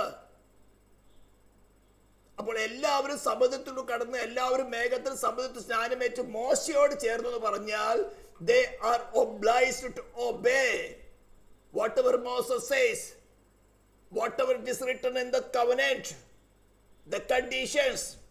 അതിൽ അവർക്ക് നിൽക്കാൻ സാധിച്ചില്ല. അതേപോലെ തന്നെ പുതിയ നിയമത്തിൽ പറയുന്നത് എന്താ? വിശ്വസിക്കുന്നവൻ പറയുന്നത് യെസ്, ഞാൻ ക്രിസ്തുവിനോട് ചേരുവാൻ സ്നാനപ്പെടുകയാണ്. അതുകൂടെ പറയുന്നത് എന്താ? I am obliged to obey Christ. പുതിയ നിയമത്തിൽ ലേഖനങ്ങൾ എഴുതി തന്നിരിക്കുന്ന കാര്യങ്ങൾ മാത്രമല്ല, ക്രിസ്തുവിന് നമ്മുടെ ഹൃദയത്തിൽ വാഴുവാൻ സ്വീകരിച്ച പേഴ്സൺ. അവന്റെ ആത്മാവ്, ക്രിസ്തുവിന്റെ ആത്മാവ് നമ്മൾ വസിക്കുന്നത്. ഭൗതികവും ആത്മീയവുമായിട്ടുള്ള ഓരോ കാര്യങ്ങളും നമ്മൾ എന്ത് ചെയ്യണം, എന്ത് ചെയ്യേണ്ട എന്നുള്ളത് നമ്മളെ അഡ്വൈസ് ചെയ്തൊക്കെ വേണം. സ്വർഗത്തിനും ഭൂമിയിൽ സകല അധികാരമുള്ളവനെയാണ് നാം വിളിച്ചു വരുത്തിയിരിക്കുന്നത്, അവനുമായിട്ട് ഉടമ്പടി ചെയ്തിരിക്കുന്നത്. ഇവിടെ സീൽ ചെയ്തിരിക്കുന്ന രക്തം അവന്റെ പേഴ്സണൽ രക്തമാണ്. ശരിക്കും മനസ്സിലാക്കണം. ഒരു കവനന്റിൽ നിന്ന് ഒരു കണ്ടീഷൻ തെറ്റിയാൽ കവനന്റ് ഒബ്സൊലീറ്റായി, ഇൻവാലിഡായി. കാരണം the law is one unit. അത് യാക്കോബ് തന്റെ ലേഖനത്തിൽ പറയുന്നത്, വ്യഭിചരിക്കുന്നില്ലെങ്കിൽ നീ കൊലപാതകം ചെയ്താൽ ലോ മുഴുവനും തെറ്റിച്ചു. പക്ഷെ ഗ്രേസ് കൊണ്ട് നമ്മൾ നിർത്തുകയാണ്. ഗ്രേസ് കൊണ്ട് നിർത്തുമ്പോൾ അതിന്റെ അർത്ഥം വീണ്ടും വീണ്ടും പാപം ചെയ്യാനുള്ള പെർമിഷൻ അല്ല. നമ്മൾ ടോട്ടലി ഒരു ചുമരിൽ നാം ബലഹീനരായിരിക്കുമ്പോൾ ചാരുന്നത് പോലെ ആ ചുമരിന് നമ്മൾ താങ്ങുവാൻ, നമ്മുടെ ബലഹീനത താങ്ങുവാനുള്ള കഴിവുണ്ട്, ശക്തിയുണ്ട്, സ്റ്റെബിലിറ്റി ഉണ്ട് എന്ന് അറിഞ്ഞിട്ടല്ലോ നമ്മൾ ചാരുന്നത്. അല്ലെങ്കിൽ ചാരിയാലോ അതിന് അടിസ്ഥാനമില്ലെങ്കിലോ അപ്പൊ അതിലും ചുമരും കൊണ്ട് നമ്മുടെ മേൽ വീട് നമ്മൾ ചത്തുപോകും. അപ്പൊ ക്രിസ്തുവിന് നമ്മുടെ ബലഹീനത താങ്ങുവാനുള്ള കഴിവുണ്ട് എന്ന് നാം പേഴ്സണലായിട്ട് മനസ്സിലാക്കിയിട്ടാണ് ചാരുന്നത്. വെറുതെ പ്രസംഗം കേട്ടുകൊണ്ട് മാത്രമായാലും ബൈബിളിൽ കൂടെ അവനെ കുറിച്ച് വെളിപ്പെടുത്തി തന്നിരിക്കുകയാണ്. പഴയ നിയമത്തിൽ അവനോട്, അല്ലെങ്കിൽ പുതിയ നിയമത്തിൽ അവനിൽ ചാരിയവരെയൊക്കെ അവൻ എങ്ങനെ കരുതി. അതാണ് ഇസ്രായേലിന്റെ എക്സോഡസിൽ കൂടെ നമ്മളെ പഠിപ്പിക്കുന്നത്. ചോരത്തടി ആചരിച്ച് ജനത്തെ എങ്ങനെ നടത്തി, പിന്തുടരും, കൊള്ള പങ്കിട്, എത്തിപ്പിടിക്കുന്നു പറഞ്ഞ് ഫറവോനെ സൈന്യത്തിന്മേൽ ദൈവം എങ്ങനെ ന്യായവിധി നടത്തി, ഭീകരമായി അലർന്ന ചെങ്കടലിൽ എങ്ങനെ ദൈവം ക്രോസ് ചെയ്തു, കഴുകൻ തന്റെ ചിറകിൽ വഹിക്കുന്നത് പോലെ ജനത്തെ എങ്ങനെ നടത്തി. അവരിൽ ബലഹീനരുണ്ടായിരുന്നു, ഗർഭിണികളുണ്ടായിരുന്നു, മൃഗസമ്പത്തുണ്ടായിരുന്നു. ഇതെല്ലാം കൂടെയാണ് വഹിച്ചുകൊണ്ട് കടത്തിയത്. വഴിയിൽ പോകുന്ന സമയത്ത് മരുഭൂമിയായിരുന്നു. മാറയെ അവൻ മധുരമാക്കി കൊടുത്തു. കുടിക്കാൻ വെള്ളമില്ലാതെ പാറയിൽ നിന്ന് വെള്ളം പുറപ്പെടുവിച്ചു. അവരെ അനുഗമിച്ച ആ പാറ ക്രിസ്തു തന്നെ. 32 ലക്ഷത്തോളം വരുന്ന ജനത്തെ ഡിസന്റിൽ കൂടെ ദൈവം നടത്തി. അവർക്ക് ദിനം പ്രതി ഭക്ഷിക്കുവാൻ മന്ന കൊടുത്തു. ആ മന്നയാണ് ഉയർത്തെഴുന്നേറ്റ് ക്രിസ്തുവിന്റെ പുനരുദ്ധാന ശക്തി റെപ്രസെന്റ് ചെയ്യുന്നത്. അപ്പൊ വിശ്വാസിക്ക് വേണ്ടത് പുനരുദ്ധാന ശക്തി, ക്രിസ്തുവിനെ തന്നെ ഭക്ഷിക്കണം. ഇതെല്ലാം വ്യാജ ഉപദേശങ്ങൾ കൊണ്ട് കത്തോലിക്കൽ അതിന് കൊണ്ടുപോയത് ട്രാൻസ്സബ്സ്റ്റാൻഷിയേഷൻ, വസ്തുമാറ്റം എന്ന് പറഞ്ഞുകൊണ്ട് അപ്പം എടുത്തുമ്പോൾ സ്വർഗത്തിലിരിക്കുന്ന ക്രിസ്തുവിനെ ഈ അപ്പത്തിലേക്ക് ആവഹിക്കുന്നത് മന്ത്രവാദമാണ്. മന്ത്രവാദികളല്ലേ വസ്തുമാറ്റം നടത്തുന്നത്. കയ്യിലൊരു വടി പിടിച്ചിട്ട് വീശുമ്പോ പാമ്പിനെ അങ്ങ് പാമ്പാക്കാം. മന്ത്രം, മാജിക്കാണത്. ഇനിയെങ്കിലും മനുഷ്യന്റെ കണ്ണ് തുറക്കാത്ത എന്താ? സ്വർഗത്തിലും ഭൂമി സകല അധികാരമുള്ളവനായിട്ട് തേജോമനായ ക്രിസ്തുവിനെ പുരോഹിത കമാൻഡ് കൊടുക്കുകയാണ്, ഈ അപ്പത്തിലേക്ക് ആവഹിക്കുക. എന്നിട്ട് പറഞ്ഞ് ഫിസിക്കലായിട്ട് അവന് വീണ്ടും ക്രൂശിക്കുക, അവന് വീണ്ടും യാഗമാക്കുക. വസ്തുമാറ്റം, ട്രാൻസ്സബ്സ്റ്റാൻഷിയേഷൻ, ഇത് മാജിക് ആണ്. മജീഷ്യൻസ് ആണ് വസ്തുമാറ്റം നടത്തുന്നത്. കത്തോലിക്കിന്റെ പ്രവൃത്തികളെല്ലാം തന്നെ മാജിക്കാണ്. ഇതൊക്കെ ആത്മീയമായിട്ട് ഇതോടൊക്കെ ഗുസ്തി പിടിച്ചിട്ടാണ് ഞാൻ പറയുന്നത്. ഇത് പല വിശ്വാസികളും ലേസിനെസ് നടന്ന് ഇത്തരം ദുഷ്പ്രവർത്തികളാൽ കെട്ടപ്പെട്ടിരിക്കുകയാണ്. ബുദ്ധികബലം കെട്ടപ്പെട്ടിരിക്കുകയാണ്. വചനം തുറക്കുന്നില്ല, തുറന്നതിന് അനുസരിക്കാൻ പറ്റുന്നില്ല. വിശ്വസിച്ച് സ്നാനപ്പെട്ടത് പറഞ്ഞുകൊണ്ട് ഇന്ന് അവരെ ഭരിക്കുന്നത് വെറുതെയാണ്. പൗലോസ് ഗലാത്യ സഭയോട് ചോദിക്കുന്നത്, ക്രിസ്തുവേശു നിങ്ങളുടെ മുന്നിൽ വരച്ച് കിട്ടിയിരിക്കെ നിങ്ങളെ ശുദ്രം ചെയ്ത് മയക്കിയതാർ. ശുദ്രം ചെയ്ത്, അപ്പൊ ശുദ്രം ഒന്നുമില്ലെന്ന് പറയാ, അത് വേറെ സബ്ജക്റ്റാണ്. ഞാൻ ഇതിന്റെ ആഴത്തിലേക്ക് പോകുന്നില്ല. അപ്പോൾ മോശയുടെ കാര്യത്തിൽ അവർ സ്നാനം പറ്റി മോശയോട് ചേർന്ന പോലെ ക്രിസ്തുവിനോട് ചേരുന്നവൻ ക്രിസ്തുവുമായിട്ട് പേഴ്സണൽ റിലേഷനാണ്. I will obey Christ resurrected. ഉയർത്തെഴുന്നേറ്റ് എന്നിൽ വസിക്കുവാൻ ഞാൻ സ്വീകരിച്ച ക്രിസ്തുവിനെ ഞാൻ അനുസരിച്ച് നടന്നുകൊള്ളാം. അതാണ് തുടർന്നുള്ള ജീവിതം, പുനരുദ്ധാനം. എൻ്റെ പഴയ മനുഷ്യൻ മരിച്ചു, അവൻ ഞാൻ എൻ്റെ സ്ഥാനത്തിൽ എന്നെ അടക്കി. ഇനിയുള്ള ജീവിതം ഉയർത്തെഴുന്നേറ്റ് ക്രിസ്തുവിന്റെ പുനരുദ്ധാന ശക്തിയോട് കൂടെ ഞാൻ ജീവിക്കും. ഇതിനെ പരസ്യമായിട്ട് ഡിക്ലെയർ ചെയ്യുന്നതാണ് വിശ്വാസിയുടെ സ്നാനം. ഇത് 59 ദിവസമോ 7 ദിവസം എന്ന് കുഞ്ഞിനെ കൊണ്ട് വെള്ളം തെളിച്ച നടക്കുന്ന കാര്യമല്ല. നടക്കുമോ? നിങ്ങളുടെ ബുദ്ധി കൊണ്ടൊന്ന് പറഞ്ഞു നോക്ക്. എന്തായി കള്ളം പറഞ്ഞ അച്ഛന്മാരെ പിടിച്ച് 2 അടി കൊടുക്കാത്തത്? സത്യവചനം പറഞ്ഞ് നിങ്ങളുടെ രക്ഷയിലേക്ക് വളർന്നു വരുന്ന ദേവദാസന്മാർ ഉപദ്രവിക്കുന്നു, കത്തിക്കുന്നു, മെഴുകുതിരി കത്തിക്കുന്ന പോലെ കത്തിച്ചു കളയുന്നു. നിങ്ങളുടെ പ്രാണനെ നശിപ്പിക്കുന്ന പള്ളി പുരോഹിതന്മാരും പോപ്പന്മാരെ പിടിച്ച് അടിക്കാത്ത എന്താ? അപ്പൊ മതം വന്നു. നിങ്ങളുടെ രക്ഷയ്ക്ക് വേണ്ടിയാ പറയുന്നത്. സ്തോത്രം. തുടർന്ന് വായിക്കാം. എല്ലാവരും ഒരേ ആത്മീക ആഹാരം തിന്നു, എല്ലാവരും ഒരേ ആത്മീയ പാനീയം കുടിച്ചു. അവരെ അനുഗമിച്ച ആത്മീയ പാറിൽ നിന്നല്ലോ അവർ കുടിച്ചത്. ആ പാറ ക്രിസ്തു ആയിരുന്നു. എങ്കിലും ഇനി ശ്രദ്ധിക്കണം, ഇവിടെയാണ് പഴയ നിയമത്തിന്റെ പുതിയ നിയമത്തിലുള്ള ബന്ധം നമ്മൾ വിവരിക്കാൻ പോകുന്നത്. അനേക വാക്യങ്ങളുണ്ട്, പക്ഷെ ഞാൻ വളരെ ക്ലീൻ ആയിട്ട് അപ്പോസ്തലൻ പൗലോസ് പറഞ്ഞിരിക്കുന്ന കാര്യമാണ് പഠിക്കുന്നത്. എങ്കിലും അവരിൽ മിക്ക പേരിൽ ദൈവം പ്രസാദിച്ചില്ല, അവരെ മരുഭൂമിയിൽ തള്ളിയിട്ട് കളഞ്ഞു. ആരാ? ചോരത്തെളി ആചരിച്ച ജനം, പെസക തിന്ന ജനം, ചെങ്കടൽ കടന്ന ജനം, അവരെ പ്രതി ഫറവോനി സൈന്യത്തെ കൊന്നുകളഞ്ഞത്, മരുഭൂമി കൂടെ നടത്തിയ ജനം, അവർക്ക് തന്നെ സ്വർഗീയ മല്ലന്മാരുടെ ആഹാരം കൊടുത്ത മന്ന കൊടുത്തത്. ഹല്ലേലൂയ. അവിടെ സ്റ്റാർട്ടിങ്ങും മത്സരങ്ങളും ഒക്കെ ഉണ്ട്. ദൈവത്തിന് അറിയാം ഈ മനുഷ്യൻ എങ്ങനെയാണ്. മനഃപൂർവ്വം ക്ഷമിച്ച് ദൈവം കൊണ്ടുവന്നു. നടന്നുപോയി വാഗ്ദത്ത ദേശം കണ്ടിട്ട് തിരിച്ചു വന്നിട്ട് ജനത്തിന്റെ ബലഹീനപ്പെടുത്തത്തക്കവണ്ണം സംസാരിക്കുകയായിരുന്നു. ദൈവം പറഞ്ഞു, നിങ്ങൾ പിതാക്കന്മാർക്ക് വാഗ്ദത്തം ചെയ്ത ഭൂമി പോയി കൈവശമാക്കിക്കൊള്ളുവിൻ. അപ്പൊ ചില മുപ്പന്മാര് വന്ന് പറയാണ്, നമുക്കൊന്ന് പോയി ഒറ്റ നോക്കാം, ഒന്ന് നോക്കിയിട്ട് വന്നിട്ട് പിന്നെ പോകാം. ഇത്ര വർഷങ്ങൾ നടന്നിട്ട് ധൈര്യം കിട്ടിയില്ല, വിശ്വാസം കിട്ടിയില്ല. ഇത് പുതിയ നിയമത്തിലെ വിശ്വാസികൾ അങ്ങനെയാണ്. മുന്നോട്ട് പോയാലും വിശ്വാസം ഉറയ്ക്കുന്നില്ല. അവിടെ സംഭവിച്ചെന്താ? 40 വർഷം ഡിസേർട്ടിൽ കിടന്ന് കറങ്ങേണ്ടി വന്നു. അവിടെ ചോരത്തള്ളി ആചരിച്ച് കടന്നു വന്ന ജനത്തില് 2 കുടുംബം, യോശുവയുടെ കാലുവേണ്ടി കുടുംബം ഒഴികെ ബാക്കിയെല്ലാം മോശയടക്കം അഹ്റോനടക്കം മരുഭൂമിയിൽ പട്ടുപോയി. എന്തുകൊണ്ടാ? ഉടമ്പടി ചെയ്തപ്പോ എന്താ പറഞ്ഞത്? നീ തന്നേര് കൽപ്പനകൾ, ഞങ്ങൾ അനുസരിച്ച് നടന്നോളാം. Still we don't need you. ഏതും തോട്ടത്തിൽ വെച്ച് എക്സ്ചേഞ്ച് ചെയ്തത് എന്താ? ഒരു കള്ളത്തിന് വേണ്ടി ദൈവത്തെയായിരുന്നു എക്സ്ചേഞ്ച് ചെയ്തത്. അവന്റെ മേൽ കൊടുത്തിരുന്ന അധികാരത്തെയായിരുന്നു വിട്ടുകളഞ്ഞത്. എന്നാൽ തിരികെ പ്രാപിക്കാനാണ് യേശു ക്രിസ്തു വന്ന് പിശാചിന്റെ പ്രവൃത്തിയിൽ അഴിപ്പാൻ തക്കവണ്ണം ദൈവപുത്രൻ വെളിപ്പെട്ടത്.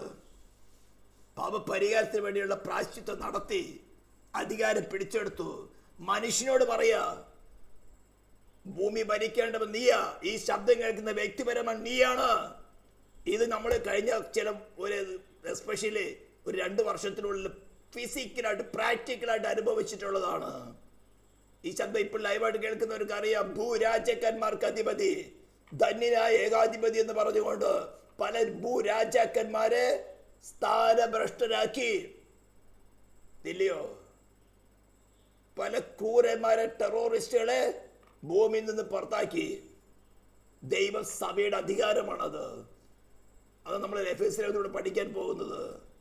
ഭൂമി അവൻ മനുഷ്യർക്ക് നൽകിയിരിക്കുന്നു. പഴയ നിയമത്തിൽ ഉടമ്പടി ചെയ്ത് പറഞ്ഞതാണ്, ഭൂമി യഹോവയ്ക്കുള്ളതല്ലോ. ദൈവത്തിന്റെ ഏറ്റവും പ്ലാനാണ്. ഭൂമിയെ ഭരിക്കേണ്ടത് മനുഷ്യനാണ്. ഇത് ദൈവസഭ നമ്മൾ ആത്മീയമായിട്ട് ഭരിക്കുന്നെങ്കിൽ കർത്താവ് 1000 ആണ്ട് ഇവിടെ വാഴുമ്പോൾ ഫിസിക്കലായിട്ട് ഭരിക്കും. അബ്രാഹാമിന് കൊടുത്ത വാഗ്ദത്തം അതായിരുന്നു. അപ്പോൾ ഇനി പുതിയ നിയമത്തിലെ ഉടമ്പടിയിൽ ചേർന്ന് നമ്മൾ ക്രിസ്തുമായിട്ട് എങ്ങനെ നടക്കണം, നടന്നില്ലെങ്കിൽ എന്ത് സംഭവിക്കും എന്നുള്ള കാര്യങ്ങളാണ് താഴോട്ട് വിവരിക്കുന്നത്. അവരിൽ മിക്ക പേരും ദൈവം പ്രസാദിച്ചില്ല, അവരെ മരുഭൂമി തള്ളിയിട്ട് കളഞ്ഞു എന്ന് നിങ്ങൾ അറിയാതിരിക്കരുത് എന്ന് ഞാൻ ആഗ്രഹിക്കുന്നു. ഇത് നമുക്ക് ദൃഷ്ടാന്തമായി സംഭവിച്ചു. എക്സാമ്പിൾ. ഇസ്രായേലിൽ സംഭവിച്ചത് സകലതും നമുക്കൊരു എക്സാമ്പിൾ ആണ്, നമുക്ക് ബുദ്ധി ഉപദേശത്തിനാണ്. അവർക്ക് സംഭവിച്ചതുപോലെ സ്പിരിച്വൽ ആയിട്ട് നമുക്ക് സംഭവിക്കരുത്. ചില കാര്യങ്ങൾ മാത്രം പൗലോസ് അവിടുത്തെ എഴുതിയിരിക്കുകയാണ്. അവർ മോഹിച്ചതുപോലെ നാം ദുർമോഹികളാകാതിരിക്കേണ്ടതിന് തന്നെ. സ്വന്തം പുത്രനെ ആദരിക്കാതെ എൻ്റെ മേൽ വരേണ്ട പാപത്തിന്റെ ശിക്ഷ ഞാൻ കോടി വർഷങ്ങൾ നരകത്തിൽ വെന്തെരിയേണ്ടതിന് പകരം എനിക്ക് പകരമായി തന്റെ പുത്രൻ ഈ സൃഷ്ടി കർമ്മങ്ങൾ മുഴുവൻ നടത്തിയെടുത്ത അവന്റെ പ്രമോദത്തിൽ വസിച്ച പുത്രൻ അല്പസമയം എനിക്ക് പകരമായിട്ട് പാതാളത്തിൽ വെന്തെരിയുന്നത് നല്ലതെന്ന് കണ്ട ദൈവ സ്നേഹത്തിന്റെ മുമ്പിലാണ് പറയുന്നത്. അവർക്ക് സംഭവം, അവർ മോഹിച്ചതുപോലെ നാം ദുർമോഹികളാകാതിരിക്കുകയാണ് തന്നെ. ദിനം പ്രതി ആവശ്യമായ മന്ന കൊടുത്തു. എന്നിട്ട് പറഞ്ഞു, ഞങ്ങൾക്ക് ഈജിപ്തിൽ ഞങ്ങൾ ഇറച്ചി കലകൾ അടുത്തിരുന്നോ, വെള്ളരിക്ക, മത്തങ്ങ, കുമ്പളങ്ങ, കണ്ണകട സാധനങ്ങളൊക്കെ ഞങ്ങൾ കണ്ടു, പക്ഷെ തിന്നെന്ന് പറഞ്ഞില്ല. ഇറച്ചി കലകൾ അടുത്തിരുന്നുള്ളൂ. ഞങ്ങൾക്ക് ഇറച്ചി വേണം. ഇഷ്ടം പോലെ കാടയെ കൊടുത്തു, ഇഷ്ടം പോലെ. ഏറ്റവും കുറച്ച് പറക്കിയവൻ 10 പറ പറക്കി ഒരു ദിവസം. 10 പറ എന്ന് പറഞ്ഞ നിസാരമാ. പക്ഷേ നമ്മൾ സങ്കീർത്തനത്തിൽ വായിക്കുന്നത് അവരുടെ പ്രാണന് ഇറച്ചി വായിൽ ഇരിക്കുമ്പോൾ തന്നെ അവരുടെ പ്രാണന് ക്ഷയം വരുത്തി. ഇതാണ് പ്രോസ്പെരിറ്റി തിയോളജിയൻസ് ചെയ്യുന്ന കാര്യം. ഭൗതികമായ അനുഗ്രഹങ്ങൾ വാരിക്കോരി വാരിക്കോരി അബ്രാഹാമിനെ പോലെ അനുഗ്രഹിക്കപ്പെടണം. ഞാൻ ദൈവത്തിന്റെ മകനാണ്, അതുകൊണ്ട് ഞാൻ എല്ലാവരും ശ്രേഷ്ഠനായി തീരുന്നത് പ്രസംഗിച്ച് ജനത്തിന്റെ ഇമോഷൻ ഇളക്കി, പ്രാണനിൽ വസിക്കുന്ന ഇമോഷൻ ഇളക്കി ദുഷ്ടാത്മാക്കളുമായിട്ട് പരസംഗം ചെയ്ത്. ഇതാണ് യോഗയുടെ കാര്യങ്ങൾ. ഞാൻ ക്രിസ്ത്യൻ യോഗയെ കുറിച്ച് കഴിഞ്ഞ ക്ലാസ്സുകളൊക്കെ ഞാൻ പഠിപ്പിച്ചിട്ടുണ്ട്. അങ്ങനെ മെറ്റീരിയൽ ബെനിഫിറ്റുകൾ കൊടുക്കുമ്പോൾ സംഭവിക്കുന്നത് അവന്റെ പ്രാണന് ക്ഷയമയപ്പിക്കുകയാണ് ചെയ്യുന്നത്. കള്ളന്മാർ, സാത്താൻ അഭിഷിക്തർ, ഈ ലോകത്തിന് ദൈവത്താൽ അഭിഷിക്തർ. അവർ നമുക്ക് വേണ്ടത്ര കാണാം. ഇതിൽ നിന്നൊക്കെയും മതിചലിച്ചിട്ട് അവർക്ക് ദുർമോഹികളാകാതെ, തന്റെ പുത്രനെ ആദരിക്കാതെ എനിക്ക് പകരം നൽകിയവൻ എനിക്ക് തരുന്നതും മതി. And he will do the best for me.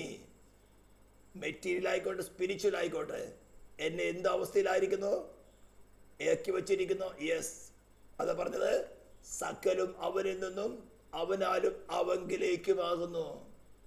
ദുർമോഹികളായി തെറ്റിപ്പോയി നാശത്തിലേക്ക് പതിക്കാതിരിക്കേണ്ടത് നമുക്ക് നിഷ്ഠാതമായിട്ട് അവരെ എത്ര സംഭവിച്ചു.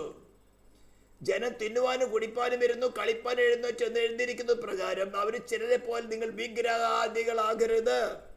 ഇതിന്റെ വിവരിക്കേണ്ട അതേ ക്ലാസ്സുകളാണ്. വിഗ്രഹാരാധന എന്ന് പറഞ്ഞ മനുഷ്യൻ സ്വയം തന്നെ അവന്റെ വിഗ്രഹമാകാം. എന്നേക്കാൾ അധികമായിട്ട് അപ്പൻ, അമ്മ, ഭാര്യ, കുഞ്ഞുങ്ങള്, തന്നെ സ്നേഹിക്കുന്നവൻ വിഗ്രഹാരാധിയായി. അവരിൽ ചില പരസംഗം ചെയ്ത് ഒരു ദിവസത്തെ 23,000 പേർ വീട് പോയതുപോലെ പരസംഗം ചെയ്യരുത്. ഫിസിക്കൽ ഫോർണിക്കേഷനും ഉണ്ട്, സ്പിരിച്വൽ ഫോർണിക്കേഷനും ഉണ്ട്. ഇവിടെയൊക്കെ നടക്കുന്നത് ഈ മെറ്റീരിയൽ പ്രോസ്പെരിറ്റിയിലേക്ക് പോകുമ്പോഴൊക്കെ സേറ്റാനുമായിട്ട് ഫോർണിക്കേഷൻ നടക്കുകയാണ്, അല്ലെങ്കിൽ ദുഷ്ടാത്മാക്കളുമായിട്ട് ഫോർണിക്കേഷൻ നടക്കുകയാണ്.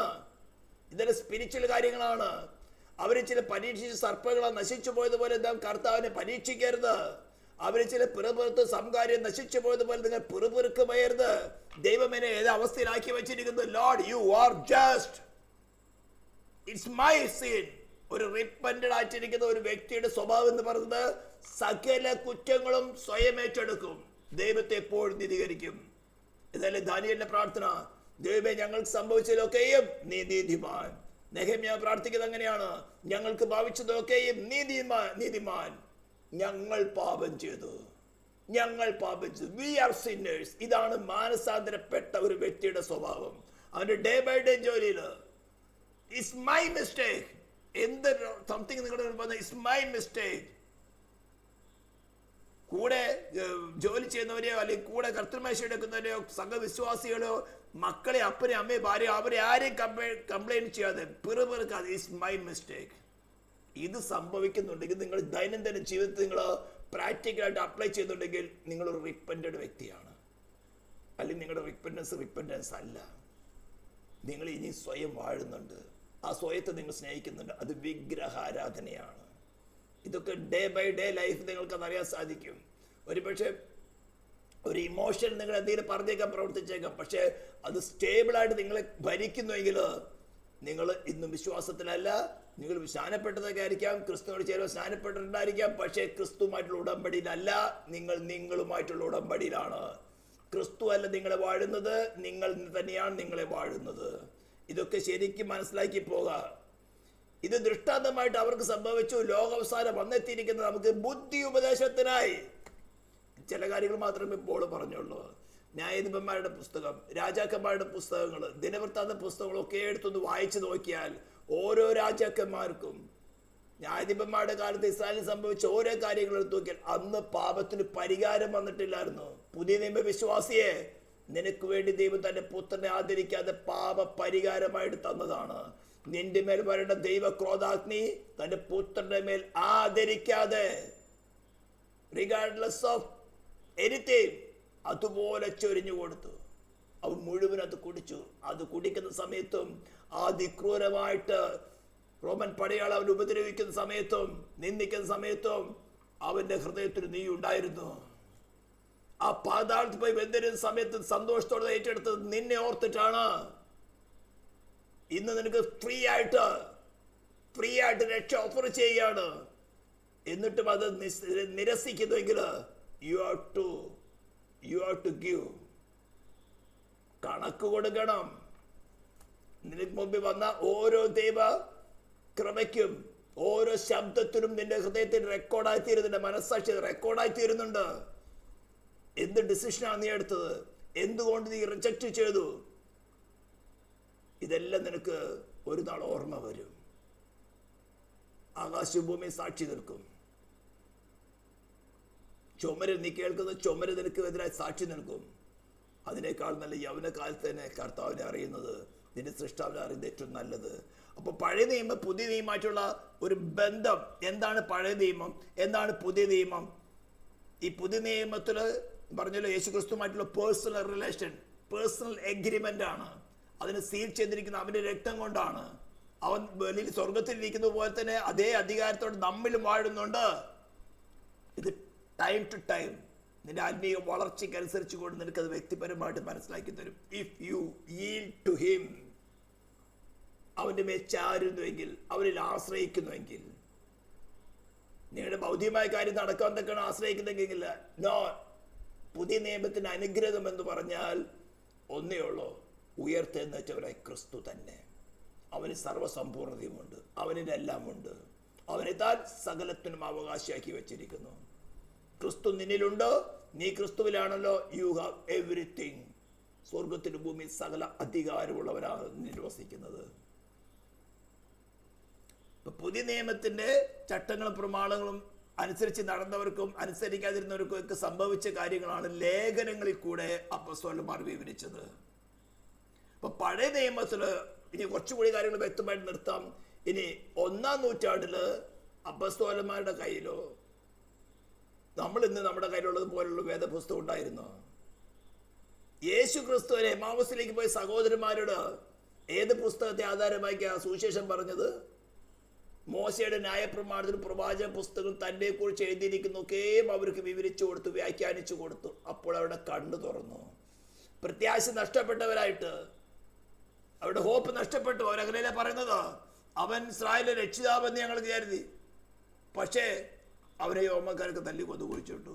ഇപ്പൊ ഞങ്ങളുടെ സഹോദരിമാർ ചേർത്ത് അവിടെ ശവക്കലയിൽ ചെന്നപ്പോൾ അവനെ കാണാനില്ലെന്ന് പറഞ്ഞു. മരിച്ചവിടെ എവിടെയിരുന്നു ഉയർത്തെഴുന്നേറ്റെന്നുള്ള വാർത്ത പറഞ്ഞ് ഞങ്ങളെ ഭ്രമിപ്പിച്ചു. ഞങ്ങൾ കേട്ടപ്പോൾ വിശ്വസിക്കാനത് ഭ്രമിച്ചു പോയി. സുവിശേഷം കേൾക്കുമ്പോഴും ക്രിസ്തുവിനോട് ഈൽഡ് ചെയ്യുവാൻ, അല്ലെങ്കിൽ ദൈവത്തിന്റെ ആത്മാവിനോട് ഈൽഡ് ചെയ്യുവാൻ താല്പര്യമില്ലാത്ത ഹൃദയങ്ങൾ ഭ്രമിക്കുകയേ ഉള്ളൂ. അത് കഠിനപ്പെട്ട് പോയിക്കൊണ്ടേയിരിക്കുകയുള്ളൂ. നിന്നിൽ എന്താ ഉള്ളത്? ദൈവത്തോട് മത്സരിക്കാൻ നിനക്ക് എന്താ ഉള്ളത്? നീ അവനാൽ ഈ ഭൂമിയിലാണ്, അവനിൽ നിന്നാണ് ഈ ഭൂമിയിലായിരിക്കുന്നത്.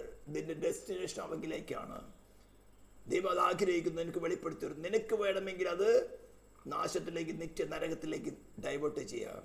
It's up to you. Hallelujah. അപ്പൊ പുതിയ നിയമം പഴയ നിയമമായിട്ടുള്ള ബന്ധം എന്താണ് മനസ്സിലാക്കുന്നത്? പഴയ നിയമത്തിൽ നമുക്ക് ദൃഷ്ടാന്തമായിട്ട് ഫിസിക്കലായിട്ടുള്ള ലോ, ഇത് ചെയ്യുന്നവൻ ഇതിനാൽ ജീവിക്കും. പക്ഷെ അവർക്ക് അതിൽ നിലനിൽക്കാൻ സാധിച്ചില്ല. പുതിയ നിയമം യേശു ക്രിസ്തുമായിട്ട് വിശ്വസിക്കുന്ന വ്യക്തി പേഴ്സണൽ ആയിട്ടുള്ള റിലേഷൻ, ഒരു ഡിനോമിനേഷനുമായിട്ടുള്ള റിലേഷൻ അല്ല. ഒരു ഡിനോമിനേഷൻ നിങ്ങൾ രക്ഷിക്കാൻ സാധ്യമല്ല. But Christ only, Christ only. അനേക തീരുകൾ സ്ഥാപിക്കാം, പെർഫെക്റ്റ് ആയിട്ട് ദൈവബോധത്തിലുള്ള തീരുകൾ തെളിവുകളടിക്കാൻ സാധിക്കാം. പക്ഷേ that theory cannot save you, but Christ only. ഉയർത്തെഴുന്നേറ്റ ക്രിസ്തുവിന് മാത്രമേ നിങ്ങളെ രക്ഷിക്കാൻ സാധിക്കുകയുള്ളൂ. എനിക്ക് നിങ്ങളെ രക്ഷിക്കാൻ സാധ്യമല്ല. എനിക്ക് പ്രസംഗിക്കാൻ ക്രിസ്തുവിനെ കുറിച്ച്, എൻ്റെ ജീവിതത്തിൽ കൂടെ ക്രിസ്തു നടത്തുന്ന വഴികളെ ജീവിതത്തിൽ കൂടെ കാണിച്ചു തരാം. പക്ഷേ ദ സേവിയർ ഇസ് ക്രൈസ്റ്റ്. അത് പറയുന്നത് ഞാൻ തന്നെ വഴിയും സത്യവും ജീവനുമാകുന്നു. അവൻ പ്രായശ്ചിത്തത്തിന് കൂടെ ഒരു വഴി തുറക്കുമെന്നല്ല ഇതിന്റെ അർത്ഥം. He himself personally himself is the way. അതുകൊണ്ട് ക്രിസ്തുമായിട്ടുള്ള ഉടമ്പടിയിൽ ചേർന്നവര് അവനുമായിട്ട് അനുസരണത്തിൽ തികഞ്ഞവരായി തിരുവഞ്ഞ പ്രത്യേകമായിട്ട് അപേക്ഷിക്കുകയാണ്. ഇതുവരെ കേൾക്കുന്നവരിൽ ആരെങ്കിലും ക്രിസ്തുമായിട്ട് ഈ ഒരു റിലേഷനിൽ വന്നിട്ടില്ലെങ്കിൽ നിങ്ങൾ ഒരു പക്ഷേ ഇത് മനസ്സിലാക്കാതെ ആയിരിക്കാം ക്രിസ്തുവിനെ സ്വീകരിച്ചിട്ടുള്ളത്. ചിലപ്പോൾ സ്നാനപ്പെടാത്തവരുണ്ടായിരിക്കാം, സ്നാനപ്പെടാൻ സംശയിച്ച് നിൽക്കുന്നുണ്ടായിരിക്കാം. Do it. നിനക്ക് മനസ്സിലാവുന്ന നിനക്ക് പാപത്തെ ഓവർകം ചെയ്യാൻ പറ്റുന്നില്ല, പറ്റുകയില്ല. ക്രിസ്തുവിനെ കൂടാതെ പാപത്തെ ഓവർകം ചെയ്യാൻ ഒരു വ്യക്തിക്കും സാധ്യമല്ല. ഹല്ലേലൂയ. അല്ലെങ്കിൽ നിന്റെ മേൽ വഹിക്കുന്നത്, നീ വഹിച്ചുകൊണ്ട് നടക്കുന്നത് ദൈവ ക്രോധാഗ്നിയാണ്. സ്തോത്രം. പുത്രനെ കൂടാതെ ദൈവത്തോട് അടുക്കാൻ ഒരു വ്യക്തിക്ക് സാധ്യമല്ല. ഇന്ന് കള്ളന്മാരായിരിക്കുന്ന വ്യാജ ശുശ്രൂഷകന്മാരോ മതപുരോഹിതന്മാരോ മറ്റ് മധ്യസ്ഥന്മാരെ ഏക്കി വെച്ചിട്ടുണ്ട്. ഇതെല്ലാം വഞ്ചന കള്ളത്തിനാണ് സൈത്താൻ മനുഷ്യനിൽ നിന്ന് അധികാരം പിടിച്ചെടുത്തത്. ഈ അധികാരം നമുക്ക് തരുവാനാണ് ദൈവം നിങ്ങളെ സുവിശേഷത്തിലൂടെ ആഹ്വാനം ചെയ്ത് വിളിക്കുന്നത്. ഹല്ലേലൂയ. പഴയ നിയമത്തിൽ ഫിസിക്കലായിരുന്ന കാര്യങ്ങൾ പുതിയ നിയമത്തിൽ സ്പിരിച്വലായിട്ട് ക്രിസ്തുവുമായിട്ടുള്ള പേഴ്സണൽ റിലേഷനിൽ, ക്രിസ്തുവിൻ്റെ ആത്മാവുമായിട്ടുള്ള പേഴ്സണൽ റിലേഷനിൽ എങ്ങനെ ഡിവൈൻ ലോക്ക് അനുസരണമുള്ളവരായിട്ട് തീരാം. നമ്മൾ റോമലേഖനത്തിൽ വളരെ വ്യക്തമായിട്ട് പഠിച്ചു. വിശ്വാസത്തിന് അനുസരണം വരുത്തേണ്ടതിന്. പഴയ നിയമത്തിൽ ഇത് മർമ്മമായിട്ട് ക്രിസ്തുവിലുള്ള രക്ഷയെക്കുറിച്ച് കൊണ്ട് മർമ്മമായിട്ട് വിശദീകരിച്ചു. വിശ്വസിക്കുന്ന ഏവനും അബ്രാഹാമിനെ പോലെയുള്ള വിശ്വാസം നമ്മൾ റോമലേഖനത്തിൽ 4-ാം അധ്യായത്തിൽ വിവരിച്ചതാണ്. അബ്രാഹാമിനെ പോലെ വിശ്വസിക്കുന്ന ഏവർക്കും തന്നെ കണക്കിടുവാനുള്ളതാണ്. വാഗ്ദത്തം എന്ന് പറഞ്ഞിരിക്കുന്നത് നിന്നിൽ ഭൂമിയിലെ സകല വംശങ്ങൾ അനുഗ്രഹിക്കപ്പെടും. ഉൽപ്പത്തി 12:3 തുടങ്ങിയുള്ള വാക്യങ്ങൾ. അതേ കാര്യത്തിന് ദൈവം ആ വാഗ്ദത്തത്തെ തന്നെ കൊണ്ട് തന്നെ സത്യം ചെയ്തു. അബ്രാഹാം ഇസ്ഹാക്കിനെ യാഗം കഴിക്കാൻ എന്തൊക്കെ വേണം കടന്നു ചെന്നു യാഗം കഴിച്ചു എന്ന് തന്നെയാണ് എഴുതിയിരിക്കുന്നത്. ഹല്ലേലൂയ. അപ്പോഴാണ് ദൈവം പറഞ്ഞത് നിന്റെ ഏകജാതനെ മാനെ തരുവാൻ മടിക്കായതുകൊണ്ട് എന്ന് പറഞ്ഞ് ദൈവം തന്നെക്കാൾ വലിയവൻ ആരുമില്ലായതുകൊണ്ട് തന്നെ കൊണ്ട് തന്നെ സത്യം ചെയ്യുകയാണ്. അബ്രാഹാമിന്റെ സന്തതിയെ അന്വേഷിക്കും. ഈ ശബ്ദം കേൾക്കുന്ന നിന്നെ കുറിച്ചുള്ള ദൈവത്തിന്റെ പ്ലാനാണ് പറയുന്നത്, പ്രോമിസാണ് പറയുന്നത്. നിന്നിൽ ഭൂമിയിലെ സകല വംശങ്ങൾ എന്ന് പറഞ്ഞ ക്രിസ്തുവിൽ സകല വംശങ്ങളിൽപ്പെട്ട ഒരു മനുഷ്യനാണ് നീ എങ്കിൽ നിന്നെ കുറിച്ച് പറഞ്ഞിരിക്കുന്നത്, നിന്നെ കുറിച്ച് ദൈവം തന്നെ കൂടെ തന്നെ സത്യം ചെയ്തിരിക്കുന്നത്, നീ ക്രിസ്തുവിൽ ആശ്രയിക്കുന്നെങ്കിൽ നിന്റെ ഏത് ഘട്ടത്തിൽ കൂടെ പോയാലും, ഏത് ബുദ്ധിമുട്ടിൽ കൂടെ പോയാലും, ഏത് ടെംപ്ടേഷനിൽ കൂടെ പോയാലും നീ അവനിൽ നിന്നും അവനാലും അവങ്കിലേക്കുമുള്ളവനാണ്. Christ died for you. Christ became the atonement of you. Hallelujah. അപ്പോൾ ഏകദേശം നിങ്ങൾക്ക് ഒരു വിധം ഈ പഴയ നിയമം പുതിയ നിയമം തമ്മിലുള്ള റിലേഷൻ, പുതിയ നിയമത്തിൽ ആയിരിക്കും നമുക്ക് പഴയ നിയമത്തിൻ്റെ ആവശ്യകത എന്തുകൊണ്ടാണ്. അപ്പോൾ നമ്മൾ ഇനി പല കാര്യങ്ങളും പഴയ നിയമത്തിലെ വചനങ്ങളെ കോട്ട് ചെയ്തതിൻ്റെ സ്പിരിച്വൽ കാര്യങ്ങൾ പറയും. പഴയ നിയമത്തിലെ മെറ്റീരിയൽ ബെനിഫിറ്റുകളല്ല പറയാൻ പോകുന്നത്. അവർക്ക് ദൃഷ്ടാന്തമായി സംഭവിച്ച് നമുക്ക് സംഭവിക്കാതിരിക്കാൻ അനുസരിച്ച് അവർക്ക് ദൈവം എങ്ങനെ പരിപാലനം കൊടുത്തു, എങ്ങനെ സംരക്ഷണം കൊടുത്തു എന്ന് നമുക്ക് മനസ്സിലാക്കി തരുവാതൊക്കെ വേണം. ദൈവ കർത്താവ് ഈ വചനങ്ങൾ നമ്മൾ ഓരോരുത്തരും അനുഗ്രഹിക്കട്ടെ. നമുക്ക് പ്രാർത്ഥിക്കാൻ. പരിശുദ്ധമായ ദൈവമേ സ്വർഗീയ പിതാവേ, ഈ എളിവരോട് സംസാരിക്കാൻ നിനക്ക് കൃപ തോന്നിയല്ലോ. ഞങ്ങൾ കർത്താവെ നിന്നിൽ നിന്നും നിന്നാലും നിങ്ങളിലേക്കുമാണല്ലോ. നിന്റെ കൃപ ഈ ശബ്ദം കേൾക്കുന്ന ഓരോ ജനത്തിന്മേൽ പകർന്ന് നിങ്ങളിലേക്ക് ചേർക്കുമാറാകണമെന്ന് പ്രാർത്ഥിക്കുന്നു. പ്രാർത്ഥന കേട്ടതിനായി സ്തോത്രം. യേശു ക്രിസ്തുവിൻ്റെ നാമത്തിൽ തന്നെ.